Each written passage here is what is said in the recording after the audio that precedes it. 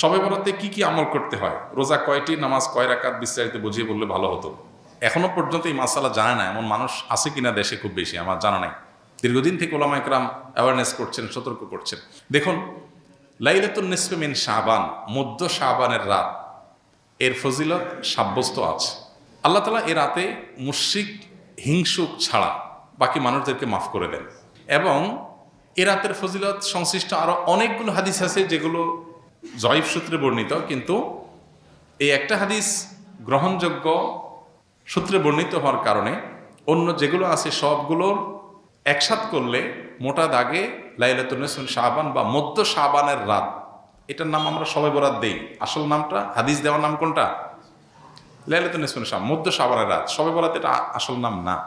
তো এই মধ্য শাবানের রাতের ফজিলত সাব্যস্ত হয়, কিন্তু এইটাকে আমরা যেইভাবে যারা পালন করি তারা যেভাবে ঘটা করে করি, যেমন সারা রাত জেগে ইবাদত করা আল্লাহর ক্ষমা লাভের জন্য বা মাগফিরাত লাভের জন্য, যাতে মাগফিরাত হয়, গুনাহে ক্ষমা হয়, সেটা আপনি চেষ্টা করছেন। এটা আপনার ব্যক্তিগত অ্যাপ্রোচ থেকে আপনি করলেন।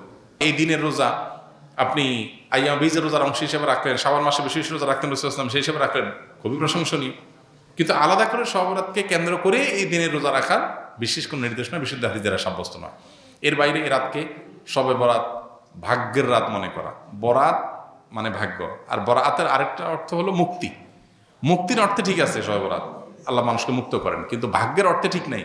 সূরা দুখানের শুরুতে আল্লাহ বলেছেন, ফিহা ইউফরাকু কুল্লু আমরিন হাকিম ইন্না আনজালনাহু ফি লাইলাতিন মুবারাকাহ ইন্না কুন্না মুনজিরিন। আল্লাহ বলেছেন, কোরআন আমি একটি বরকতময় রাতে নাজিল করেছি। কোন রাত সেটা? ওই যে ইন্না আনজালনাহু ফি লাইলাতিল কদর। আরেক জায়গায় আল্লাহ বলেছেন, কোরআন আয়াত আর আয়াতের ব্যাখ্যা করে আল্লাহ বলেছেন, ফিহা ইউফরাকু কুল্লু আমরিন হাকিম। যে রাতে কোরআন নাজিল হয়েছে সে আয়াতে, সে রাতে গুরুত্বপূর্ণ সব বিষয় ধার্য করা হয়। তার মানে লাইলাতুল কদরই গুরুত্বপূর্ণ বিষয়গুলো ধার্য করা হয়। অতএব সব রাতে ভাগ্য নির্ধারণ করা হয়, এটি বিশুদ্ধ মত না। তবে এ রাতের বিশেষ কোন নামাজ, বিশেষ নামাজের সংখ্যা, বিশেষ সূরা, এরকম কোনো কিছু সাব্যস্ত নাই। এরকম কিছু সাব্যস্ত আছে মনে করলে বরং বিদআত হবে, যে এত রাকাত পড়তে হবে, এই সূরা দিয়ে পড়তে হবে। আল্লাহর মাগফিরাত লাভের জন্য আপনি যদি চেষ্টা করেন সেটা প্রশংসনীয়, সেটা ভিন্ন বিষয়। প্রত্যেক রাতেই তো আপনি আল্লাহর মাগফিরাতের জন্য চেষ্টা করা কর্তব্য বা করা উচিত। আল্লাহ তাআলা প্রতি রাতেই ভোর রাতে মানুষকে ডেকে ডেকে ক্ষমা আহ্বান করেন। এই জন্য শবে বরাতকে ঘিরে রাতের বিশেষ নামাজ, বিশেষ পদ্ধতির নামাজ নাই। তবে এ রাতে ক্ষমার বিষয়টা সুসাব্যস্ত, ক্ষমা লাভের চেষ্টা করা এটা গ্রহণযোগ্য। শবে বরাতের জন্য নারীদের স্পেশাল আমল কি? নারীদের স্পেশাল আমল তো হালুয়া বানানো। স্পেশাল আমল মানে স্পেশাল কাজ, কারণ শবে বরাতকে কেন্দ্র করে হালুয়া টালুয়া বানানো হতো, হালুয়া রুটি, গোশত রুটি এগুলা বিতরণ করা হতো। এগুলো এখন যদিও উঠে গেছে, কালচারাল বিষয়, এগুলো উঠে যাওয়াতে যে নারীরা সব নেকামল শুরু করে দিয়েছে তাও হয় নাই, সেটা যেমন বাস্তবতা। আবার ঠিক একইভাবে কোরআন সুন্নাহ বলেনি এমন কিছু কোরআন সুন্নাহর আমল মনে করে এস্টাবলিশড করা, বেদাতকে জিয়ে রাখা, এর ভিতরেও ইমানদারের কল্যাণ নেই। সেটা আমাদেরকে মাথায় রাখতে হবে। তো শবে বরাতকে কেন্দ্র করে নারীদের জন্য স্পেশাল কোনো আমল নাই। এগুলো ইউটিউবারদের বিভিন্ন আইটেম।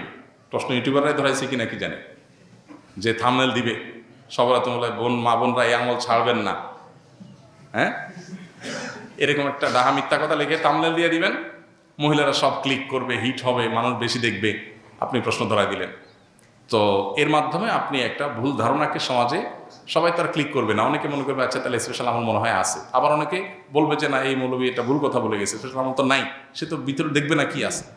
তো এই জন্য ইউটিউবার ভাইরা আল্লাহকে ভয় করা উচিত। সামান্য ভিউয়ের জন্য মিথ্যা কথা, 2 নাম্বারই করা, হ্যাঁ, এবং চালাকি করা, এগুলো অনুচিত কাজ। সালাম দিলে 90 নেকি এবং উত্তর দিলে 10 নেকি, কথাটা সহি কিনা? এটাও বহুল প্রচলিত একটি গায়রে সহি কথা। সালাম দিলে 90 নেকি, সালামের উত্তর দিলে 10 নেকি, এরকম এইভাবে কোনো হাদিসে বিশুদ্ধভাবে সাব্যস্ত হয়নি। যেটা আছে সেটা হলো, কেউ যদি আসসালামু আলাইকুম বলে তাহলে সে 10 নেকি পাবে, ওয়া রাহমাতুল্লাহ যদি বলে আরও 10 নেকি যোগ হবে, ওয়া বারাকাতুহু বললে আরও 10 নেকি যোগ হবে, তাহলে মোট কত হলো? 30। এটা হাদিস দ্বারা সাব্যস্ত। দিলে 90 আর নিলে 10, এটা কোনো বিশুদ্ধ হাদিস দ্বারা সাব্যস্ত না। তবে হ্যাঁ, এটা ঠিক যে সালাম নেওয়ার চাইতে সালাম যিনি দিচ্ছেন তার সওয়াব বেশি হবে, কারণ তিনি ভালো কাজের সূচনা করেছেন। আবার আরেকটা ইম্পর্টেন্ট কথা হলো, সালাম দেওয়াটা সুন্নত, নেওয়াটা ওয়াজিব। দেওয়াটা সুন্নত, নেওয়াটা ওয়াজিব। এখানে ইসলামের একটা সামাজিক সৌন্দর্য দারুণভাবে ফুটে ওঠে। সেটা কি? একজন মানুষ আপনাকে সালাম দিয়েছেন, এখন আপনি যদি জবাব না দেন তার মানে আপনি লোকটাকে ইগনোর করলেন, অপমান করলেন, তার সালামটাকে আপনি ডিনাই করলেন, তাহলে আপনি একটা লোকের কষ্টের কারণ হলেন। এটা আপনি করতে পারেন না। ইসলাম আপনাকে সামাজিক হতে বলেছে। তিনি যদি আসসালামু আলাইকুম বলেন, আপনি সৌজন্যতার খাতিরে ওয়ালাইকুম আসসালাম বলতেই হবে। হ্যাঁ, আপনি কাউকে সালাম দেন নাই, আপনি গুনাহগার না। কেউ দিয়েছে, আপনার এখন সৌজন্যতা রক্ষা করতে হবে। কেউ হাঁচি দেওয়ার পর আলহামদুলিল্লাহ বলেছে, আপনি শুনেছেন, তাহলে আপনার উপর ওয়াজিব ইয়ারহামুকাল্লাহ আপনাকে বলতে হবে। এটা মিন হাক্কিল মুসলিম এবং ইমানের ৭৭ শাখার একটা, যে হাসি দিয়েছে আলহামদুলিল্লাহ বলেছে, আপনি শুনেছেন, তাহলে জবাব দিবেন। কেন? কারণ লোকটা হাসি দিয়ে যখন আলহামদুলিল্লাহ বললো এবং আপনি শুনতে পেয়েছেন, তাহলে সেক্ষেত্রে আপনি রিপ্লাই করার অপশন যেহেতু আছে, রিপ্লাই যদি না করেন, ব্যাপারটা হলো আপনি অসৌজন্যতামূলক আচরণ করলেন, তাকে আপনি ইগনোর করলেন, অপমানিত করলেন। এটা করতে পারেন না। এই জন্য কারোর সাথে দেখা হলে হাসিমুখী কথা বলতে বলা হয়েছে। হাসিমুখী কথা না বলে মানে আপনি তার দ্বারা বিরক্ত হতে পারেন। হাসিমুখী কথা বললে পজিটিভ অ্যাপ্রোচে কথা বললেন।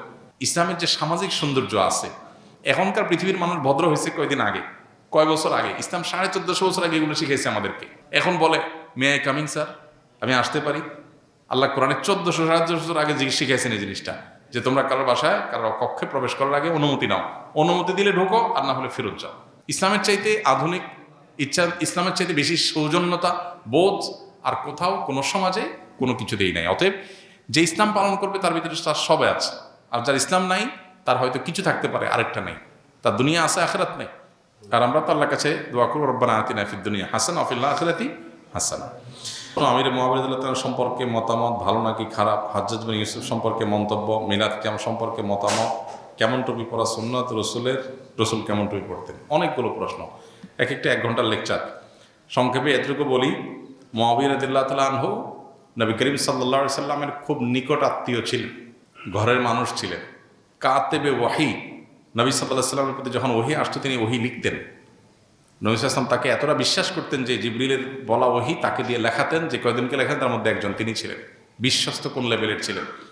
এবং রাসূল আকরাম সাল্লাল্লাহু আলাইহি সাল্লামের অত্যন্ত সুনামধন্য সাহাবীদের একজন ছিলেন।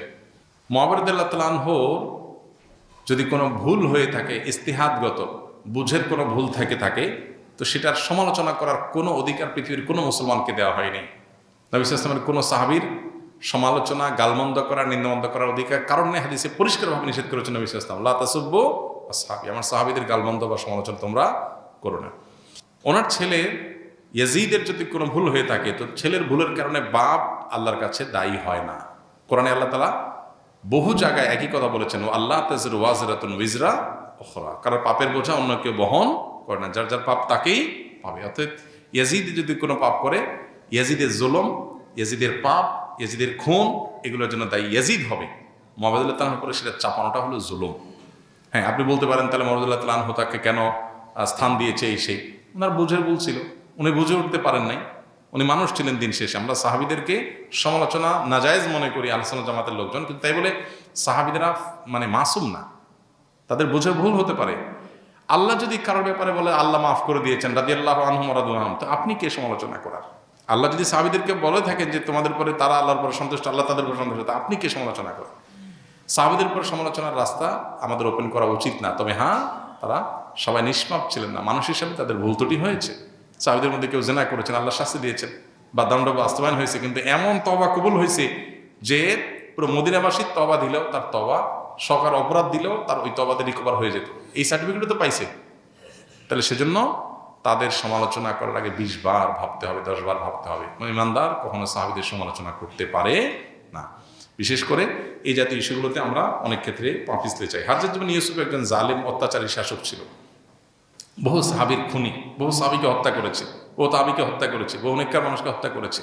খুন খারাপি করা তার নেশা ছিল এবং তার অন্য যত গুণ আছে, তার বেশ কিছু অবদান আছে, বেশ কিছু ভালো কাজ আছে, কিন্তু সে অ্যাজ এ শাসক একজন অত্যাচারী জালিম শাসক ছিল। যেহেতু হাজ্জাজ বিন ইউসুফ কোনো সাহাবী না, অতএব তার মানে সাহাবীরা কেউ জালিম ছিলেন না, নাউজুবিল্লাহ। সাহাবীরা কেউ এই লেভেলের গুনাহ করেন নাই।